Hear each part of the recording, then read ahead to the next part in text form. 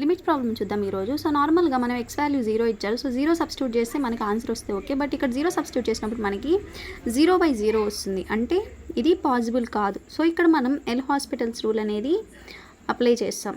So అంటే ఏంటి, first differentiation చేద్దాం. So limit x tends to 0. So e power x differentiation ఎంత, e power x minus 1 differentiation ఎంత, 0 and x differentiation 1, x² differentiation 2x/2 by x cube అంటే differentiation 3x². So again మనం 0 substitute చేస్తే మనకి 0నే వస్తుంది, అంటే 0/0నే వస్తుంది. సో కాబట్టి అగైన్ డిఫరెన్షియేషన్ చేద్దాం. So limit x tends to 0, e power x differentiation e power x 2 1s 2 1s.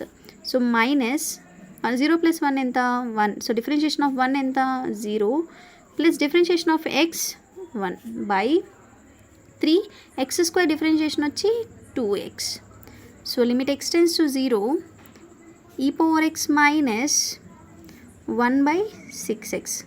So మన x ప్లేస్లో 0 పెడితే మనకి ఎంత వస్తుంది మళ్ళీ అగైన్, సో 0/0 వస్తుంది. కాబట్టి మనం అగైన్ డిఫరెన్షియేషన్ చేద్దాం. So e power x differentiation ఎంత, e పవర్ x మైనస్ 1 అంటే 0, differentiation of constant 0, 6x differentiation వచ్చి 6. సో ఇక్కడ మనకి ఆన్సర్ ఎంత వచ్చింది, limit x tends to 0, e power x/6. So ఇప్పుడు మనం 0 సబ్స్టిట్యూట్ చేస్తే అంటే e power 0/6. So e power 0 అంటే ఎంత, ఎనీథింగ్ పవర్ 0 మనకి 1. So 1/6 is the answer.